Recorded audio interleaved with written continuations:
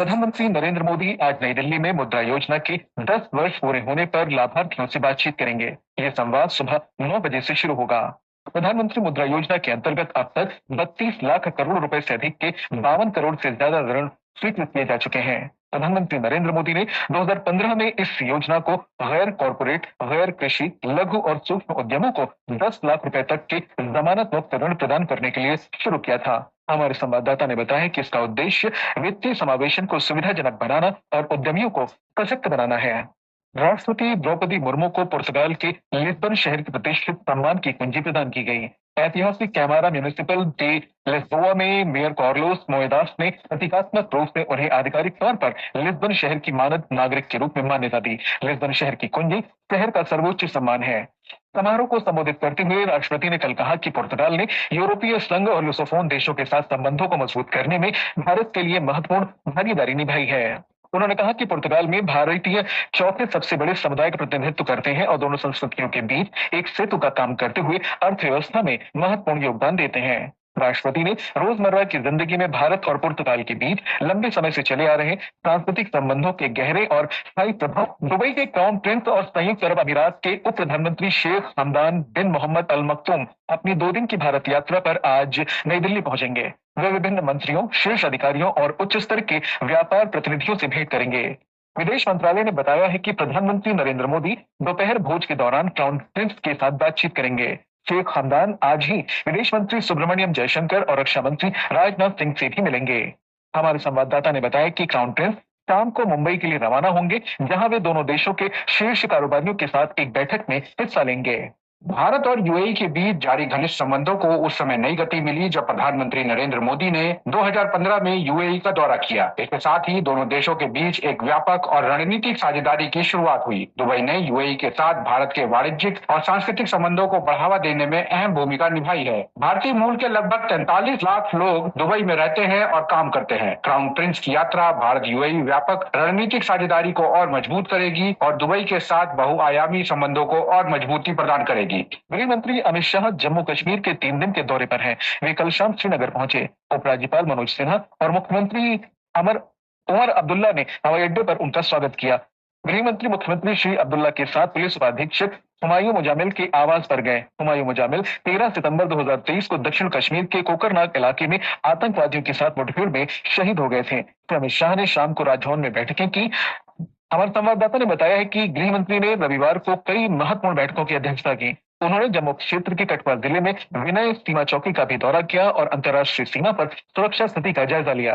America के supreme court ने 2008 के मुंबई आतंकी हमले के आरोपी तैमूर राणा के भारत प्रत्यर्पण पर रोक लगाने वाली मांग की याचिका को खारिज कर दिया है। पाकिस्तानी मूल के 64 वर्षीय कनाडाई नागरिक राणा को फिलहाल लॉस एंजलिस के मेट्रोपॉलिटन बंधक केंद्र में रखा गया है। उसने इस साल 27 फरवरी को अमेरिकी उच्चतम न्यायालय में एक आपातकालीन आवेदन दिया था। राणा को 1997 में दोनों देशों द्वारा हस्ताक्षरित भारत अमेरिका प्रत्यर्पण संधि के आधार पर प्रत्यर्पित किया जाना तय है। अमेरिकी राष्ट्रपति डोनाल्ड ट्रंप ने चीन के जवाबी उपाय का निर्णय वापस न लेने की स्थिति में अमेरिका में आयातित चीनी वस्तुओं पर अतिरिक्त 50% टैरिफ लगाने की घोषणा की है। सोशल मीडिया पर श्री ट्रंप ने कहा कि चीन जब तक अमेरिकी उत्पादों पर अपना 34% जवाबी टैरिफ नहीं हटा लेता, तब तक चीनी वस्तुओं पर अतिरिक्त टैरिफ लगाया जाएगा। दूसरी ओर चीन का कहना है कि दबाव डालना या धमकाना बातचीत का सही तरीका नहीं है। ब्रिटेन के प्रधानमंत्री कीर स्टारमर ने कहा है कि अमेरिका द्वारा ब्रिटेन के सामान पर लगाए गए नए टैरिफ वैश्विक अर्थव्यवस्था और ब्रिटेन के औद्योगिक आधार दोनों के लिए गंभीर खतरा है। उन्होंने वैश्विक अस्थिरता के कारण तेजी से बदलते परिदृश्य को देखते हुए घरेलू ऑटोमोटिव क्षेत्र के लिए तत्काल सहयोग का वादा किया। इससे पहले जगुआर लैंड रोवर ने अस्थायी रूप से ब्रिटेन में निर्मित वाहनों के अमेरिका में शिपमेंट को रोकने की घोषणा की थी। रूस के प्रवक्ता दिमित्री पेस्कोव ने टैरिफ में भारी बढ़ोतरी के लिए अमेरिका की आलोचना की है। उन्होंने अमेरिका पर वैश्विक आर्थिक स्थिरता को कमजोर करने का आरोप लगाया। पेस्कोव ने दैनिक प्रेस वार्ता के दौरान कहा कि रूस मौजूदा स्थिति पर नजर रख रहा है। बांग्लादेश की अंतरिम सरकार के मुख्य सलाहकार मोहम्मद यूनुस ने कल अमेरिकी राष्ट्रपति को पारस्परिक टैरिफ को स्थगित करने का अनुरोध पत्र भेजा है। बांग्लादेशी उत्पादों पर 35% अमेरिकी पारस्परिक टैरिफ के आवेदन को 3 महीने के लिए स्थगित करने का अनुरोध किया गया।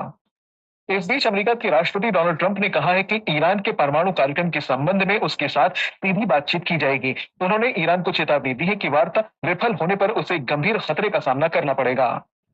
मौसम विभाग ने राजस्थान के कुछ क्षेत्र, सौराष्ट्र और कच्छ में लू चलने का रेड अलर्ट जारी किया है। विभाग ने हरियाणा, चंडीगढ़, पश्चिमी मध्य प्रदेश, गुजरात, पंजाब, पश्चिमी उत्तर प्रदेश, विदर्भ में अगले 2-3 दिन लू चलने का अनुमान लगाया है। गर्मी के चलते अगले 3 दिन के दौरान उत्तर पश्चिम भारत, मध्य भारत और महाराष्ट्र के कई हिस्सों में अधिकतम तापमान में 2 से 3 डिग्री सेल्सियस की बढ़ोतरी हो सकती है।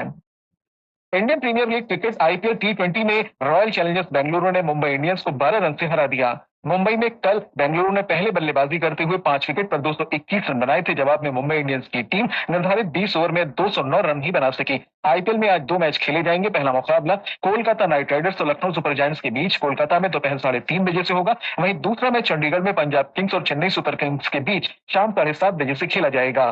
शेयर बाजार में कल आई भारी गिरावट को सभी अखबारों ने प्रमुखता दी है। हिंदुस्तान, राष्ट्रीय सहारा, दैनिक ट्रिब्यून और वीर अर्जुन की सुर्खी है, दुनिया भर के बाजार में मचा हाहाकार। अमर उजाला, राजस्थान पत्रिका और जनसत्ता के शब्द हैं, निवेशकों के 14 लाख करोड़ रुपए डूबे। दैनिक भास्कर लिखता है, ट्रंप की दवा के साइड इफेक्ट प्रूव। एशियाई बाजार 8% गिरे। वहीं हरी भूमि के अनुसार ट्रंप टैरिफ ही नहीं, घरेलू कारण भी गिरावट के जिम्मेदार। दैनिक भास्कर की खबर है, बैंक खातों में 40% रकम महिलाओं की, डीमैट अकाउंट 3 साल में 4 गुना बढ़े। इकोनॉमिक टाइम्स के अनुसार ऑटोमोबाइल मार्केट को ग्रामीण बाजार ने संभाला, खुदरा बिक्री 6.5% बढ़ी। दैनिक जागरण की खबर है, अमरनाथ यात्रा के लिए 14 अप्रैल से शुरू होगा पंजीकरण। हिंदुस्तान के खेल है, लक्ष्य सेन, एचएस प्रणय और पीवी सिंधु आज से चीन में शुरू हो रहे बैडमिंटन एशिया कप में भाग लेंगे। दैनिक ट्रिब्यून और पंजाब केसरी की खबर है, उत्तर भारत में भीषण गर्मी का येलो अलर्ट, आज से नए पश्चिम विक्षोभ की चेतावनी।